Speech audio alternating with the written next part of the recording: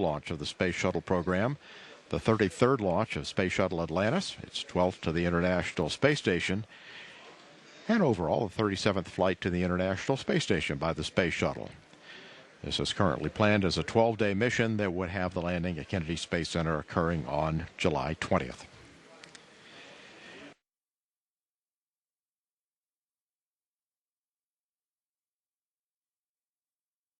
Here's our commander, Chris Ferguson. He's in the suit-up room. He's having a fit check of his helmet. He's our commander on this flight, and going over to pilot Doug Hurley.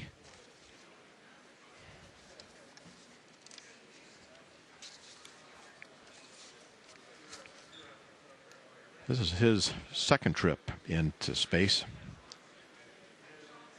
He completed his first space flight on STS-127, and he's logged more than 376 hours in space.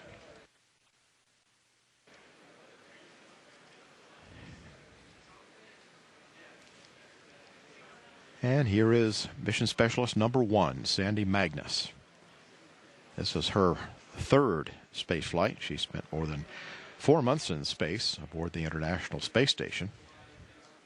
She flew on STS-112, logged 11 days in space, and then 4.5 months after being on board the space station as a member of the Expedition 18 crew. This is Rex Walheim. He's our Mission Specialist number 2.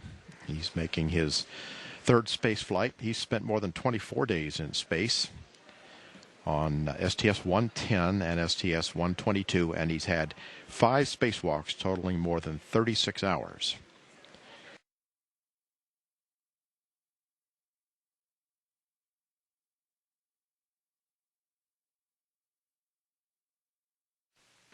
And here they come.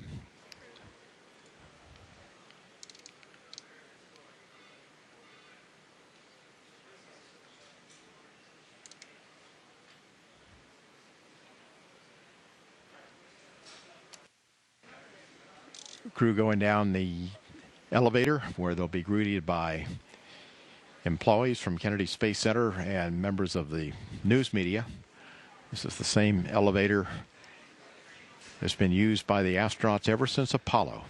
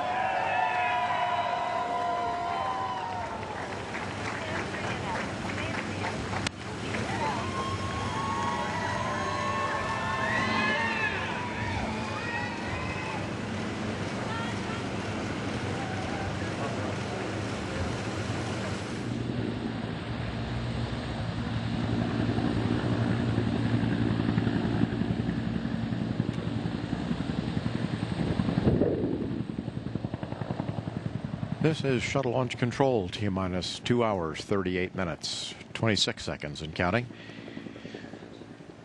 The Astrovan is now on the pad surface.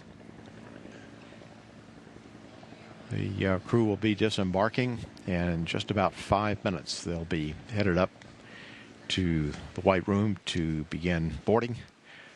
Our commander, as is customary, will be first aboard.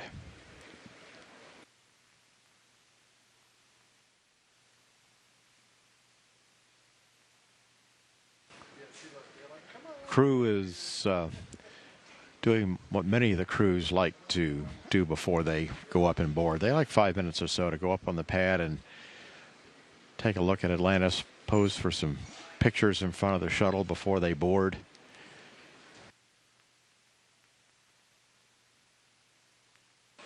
And then head over for the elevator.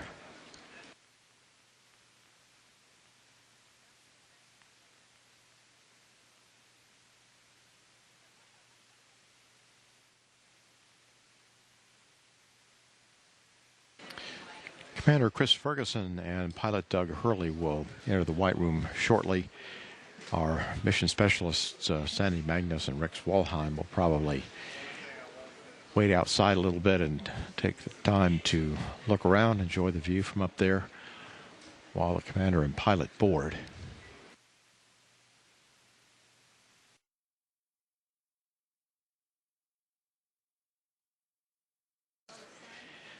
The flight crew is now in the White Room of the Orbiter Access Arm. Members of the closeout crew are in the white coveralls, and the astronauts, of course, are in the orange pressure suits. The closeout crew will be assisting the astronauts with their helmets and other equipment as they enter the orbiter.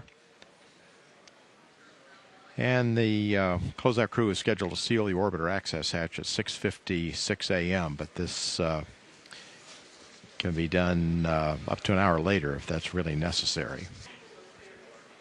Joining us right now here in the firing room is Jim Kelly, astronaut Jim Kelly. He was selected by NASA to become a NASA astronaut in 1996, and he was pilot on STS-102 in 2001 and STS-14 in 2005. And I'll tell you just a little bit about the closeout crew here. The closeout crew has been in existence, obviously, since the beginning of the shuttle, and they're just an outstanding group of folks. They've been together for a long time.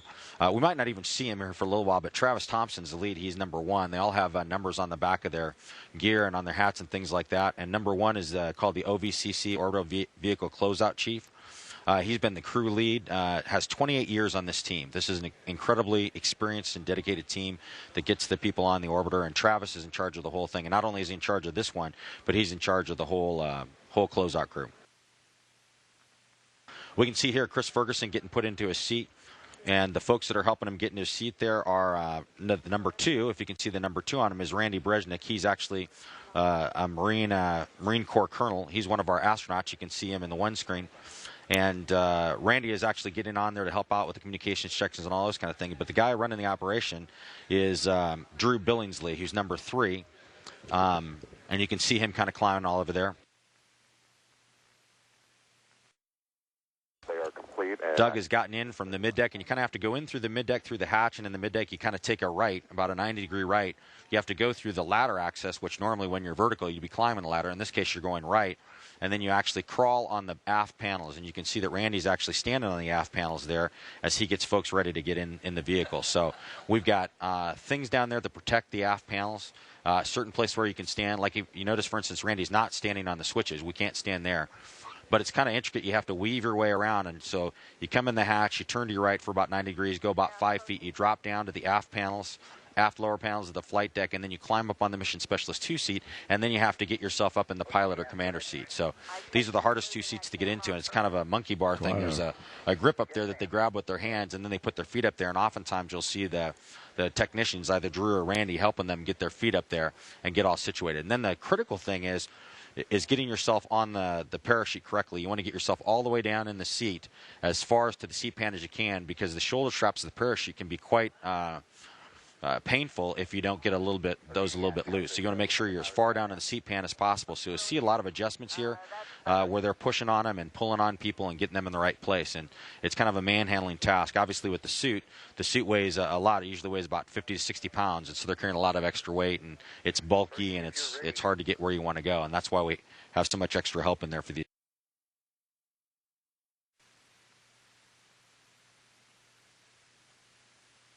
You can see back in the white room here, you can see Sandy saying goodbye to everybody. Everybody gets pretty close. Like I talked, these guys are really proud of the job they do. We actually got a nice shot there of number 6 and number 7.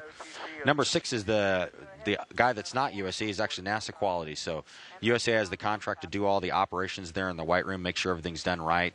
They're the guys getting all the equipment out of the vehicle. They're the ones taking care of the hatch. They're the ones taking care of all the crew equipment that has to go in.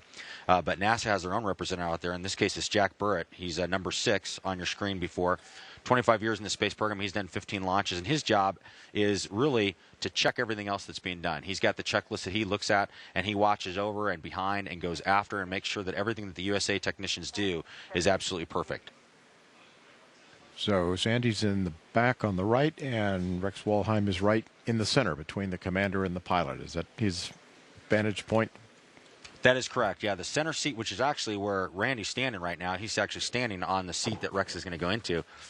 And what he's doing is he's actually throwing some switches for the pilot and commander, make sure they can reach them, make sure that they're in the correct configuration, because there's a few switches that need to be thrown, as well as checking the caution and warning system before they're done strapping things in. Take to not perform under the header. Copy.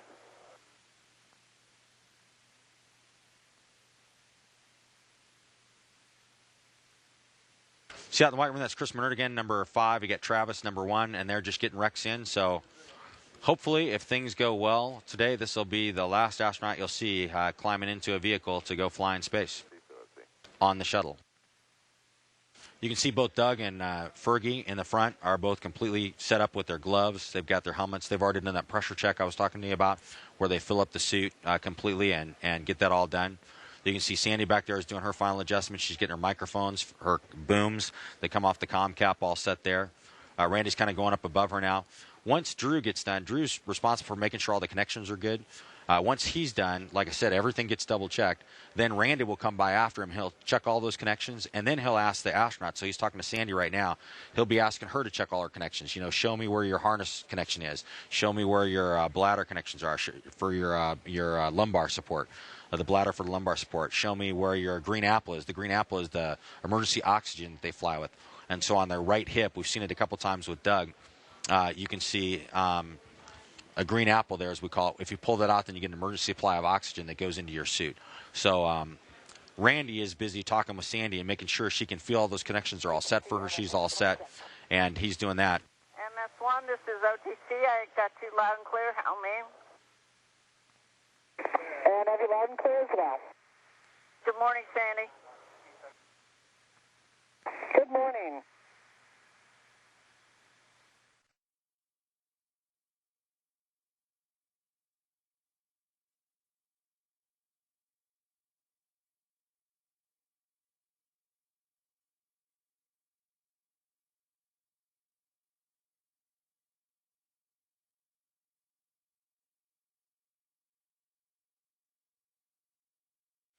And attention all personnel, this is the NTD conducting the launch status check.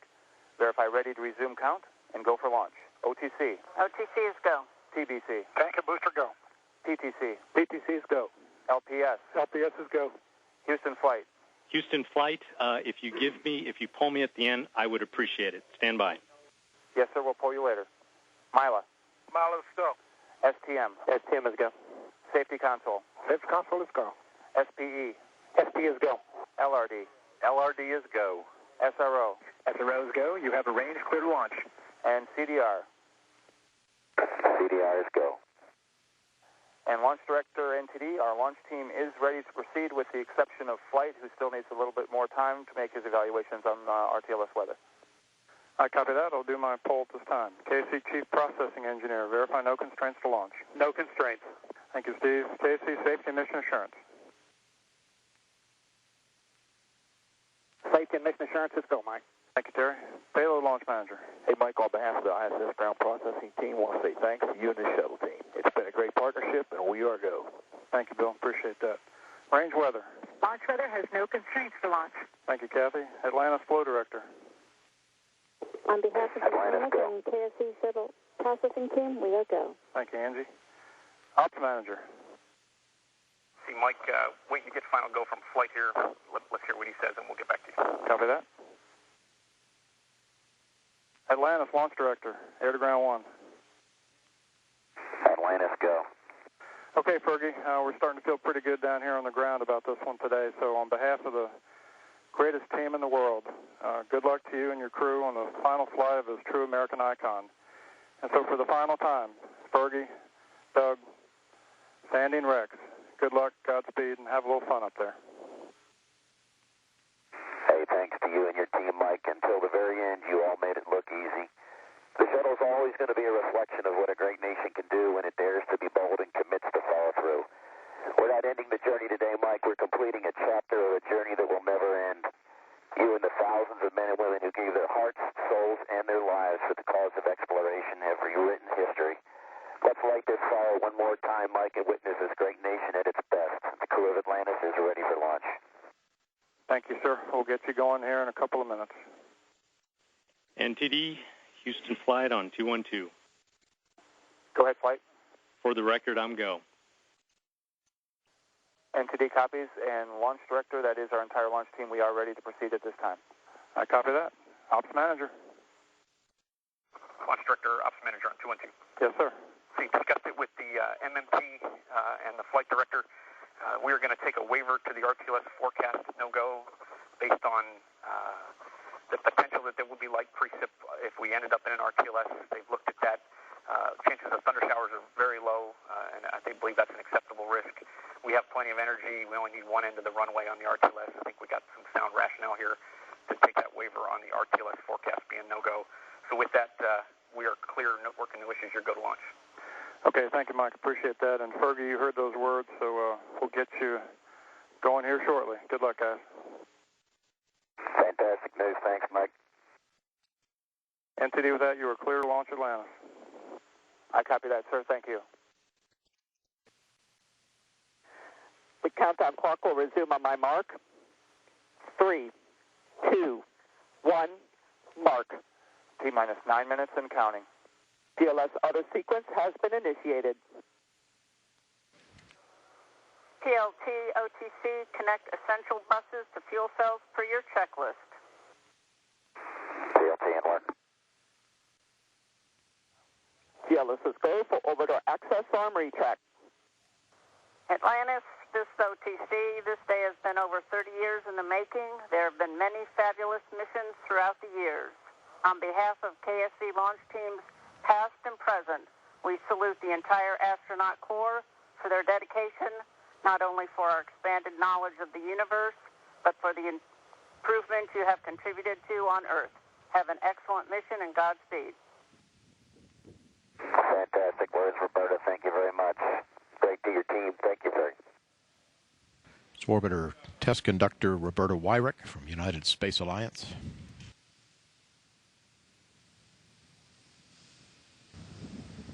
TLT, OTC, perform APU pre-start.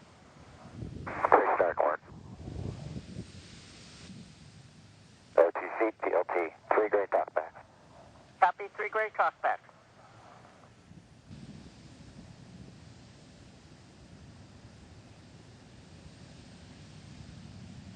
TLT, OTC, perform APU start. And on.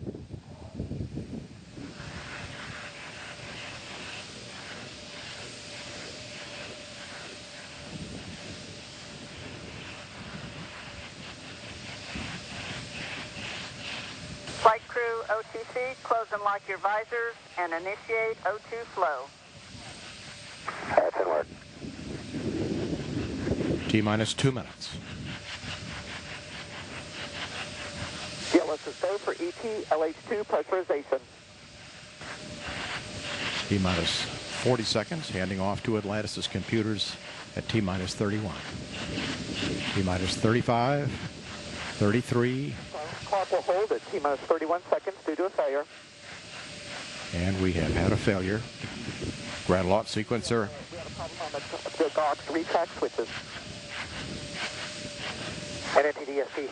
Go ahead. Yes, sir. We need guys to go do the verification per the LCC, please. All right, CMAC. Yes, CMAC. The LCC says we need to verify using a camera, and we're positioning camera 62 right now. Okay. Let us know as soon as 62 is swung over and you can verify LCC for GVA retract, please. Yes, is CMAC. We verify retracted. All right, and SPE? And NTD, SPE concurs. They satisfy the requirements of GSE 13 pre-plan contingency. I'm go. Okay, I copy. And launch director?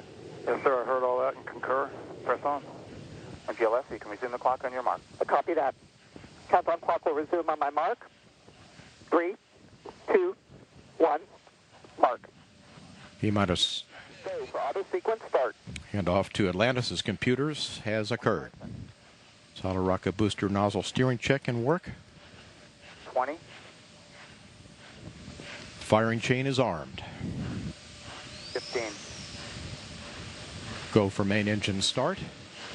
T-minus 10, 9, 8, 7, 6, 5. All three engines up and burning. 2, 1, 0, and liftoff. The final liftoff of Atlantis on the shoulders of the space shuttle. America will continue the dream. Program, Houston. Roger, roll, Atlantis. Houston now controlling the flight of Atlantis. The space shuttle spreads its wings one final time for the start of a sentimental journey into history. 24 seconds into the flight, roll program complete. Atlantis now heads down, wings level on the proper alignment for its 8.5-minute ride to orbit. 4.5 million pounds of hardware and humans taking aim on the International Space Station. 40 seconds into the flight, the three liquid fuel main engines throttling back to 72% of rated performance in the bucket, reducing stress on the shuttle as it goes transonic for the final time. Engines now revving up, standing by for the throttle up call.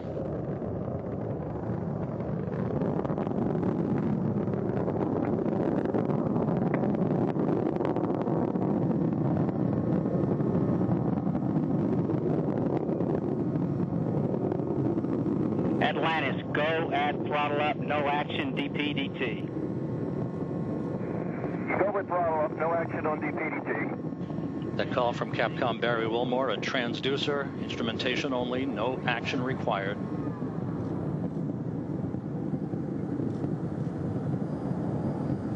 Atlantis now 15 miles in altitude, already 16 miles downrange from the Kennedy Space Center, 1 minute 40 seconds into the flight.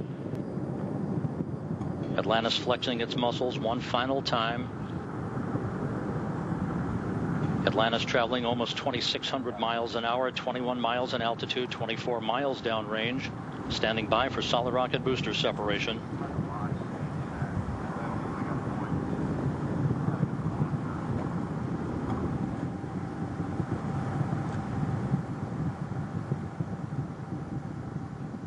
Booster officer confirms staging a good solid rocket booster separation.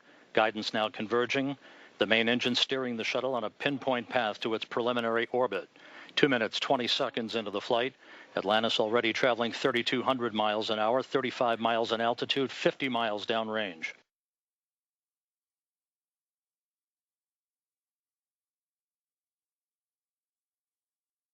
Eight minutes, 15 seconds into the flight, standing by for main engine cutoff. That'll be followed a few seconds later by the separation of the external fuel tank.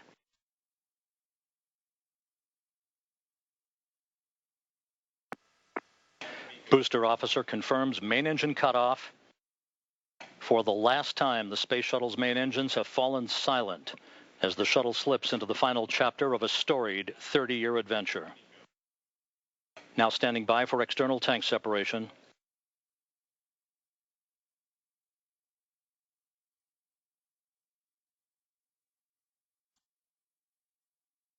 Atlantis off the tank. Commander Chris Ferguson will be maneuvering Atlantis now into an orientation to enable Sandy Magnus to capture digital still imagery of the external fuel tank as it drifts away. So OHMS 1 is not required. Your preliminary OHMS 2 TIG, 37 minutes. 37 minutes, no OHMS 1 required, thanks.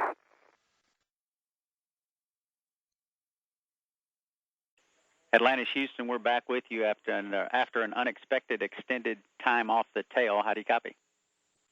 Okay, we got you sort of ratty, Houston, but legible. If you want to go ahead with your tag up. Okay, hopefully it'll stay with us. Here's what I have for you. Our imagery observations are ongoing, but so far we see nothing that would indicate any concern for the vehicle or success of the mission. We've also taken a quick look at our cryo margins, with H2 being the limiter, and we see about 23 hours of margin, so almost a full day, so there's some good news there. We'll take your window report when you have it, and personally, we want to let you know that it was a beautiful launch, and from where we were, and of course those folks in Florida had a great show.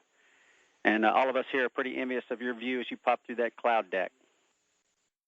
Okay, copy. And if you wanted a bottoms report, we went in at about 20,000 and out about a nanosecond later. That's what we expected. We are coming to the end of the ascent team. We're in the process of turning over to your Orbit 2 team, and we twisted Richard's arm, and instead of talking through me, we're going to let him say a few words himself. Let's see, Fergie, just wanted to say congratulations to you, Chunky, Sandy, and Rex on a spectacular ascent. As Butch just said, the ascent team is signing off right now. We just wanted to wish you all of our best, and that we are with you as you accomplish your historic flight. It's been a pleasure. Hey, Richard, I'll tell you, the honor has been all ours. I mean, you know, we're one of the fortunate few who get a chance to see the world from this perspective. I want to thank you guys, and boy, I'll tell you, I cannot wait to hear the story, both A, coming out of the T-minus 9 hold, and B, at T-minus 31 seconds. I'm sure there were a few folks on the edge of their seats down there. You know, if I could just pass to you and your team, I know we're going to see a few of you for entry. I would like to just kind of, you know, recognize a few folks that have been just key to this program for years and years. The first one being Mark McDonald. I don't think we're going to see him for entry. Tom Arnold, of course, king of the boosters, and Joe Jones. I don't think we're going to see you for entry either. You guys have just been fantastic, and not the least of which, Richard. You guys are all heroes in our mind. If for the, you certainly deserve a round of applause, and I'd like you to stand up and take one right now if you could. It's been just a pleasure of a lifetime working with you.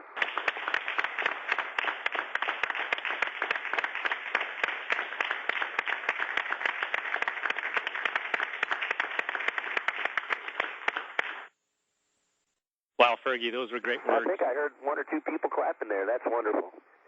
I may have gotten a couple of claps in here. Fergie, those were awesome words. You guys have a tremendous flight. We will be watching. Thanks, and I'm going to address the team here before we leave. Godspeed, Richard. You do the same.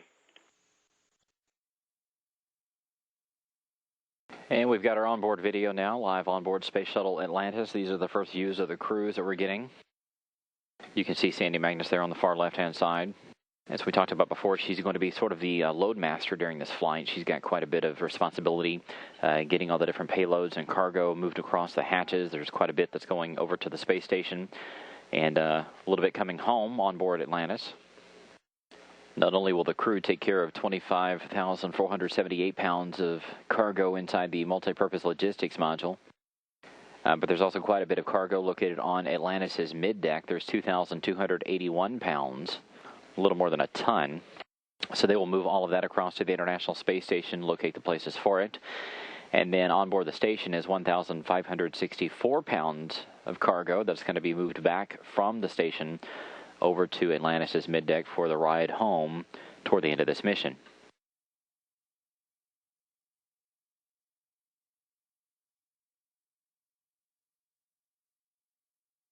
If you look closely, you can see the test out of the latches on the end of the shuttle's robotic arm. It's merely 3 cables that basically snap together and grab onto something. A lot of people always ask us exactly how the robotic arm latches onto something, but you saw it happen just there. It's fairly quick, but those 3 snares basically pull across each other and pull taut. And that is how the robotic arm actually does its operations.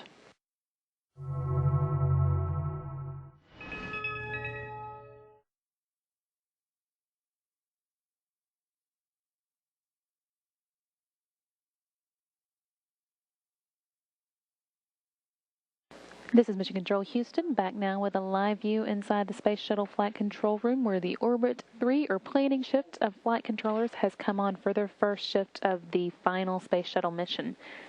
They're led this mission by Flight Director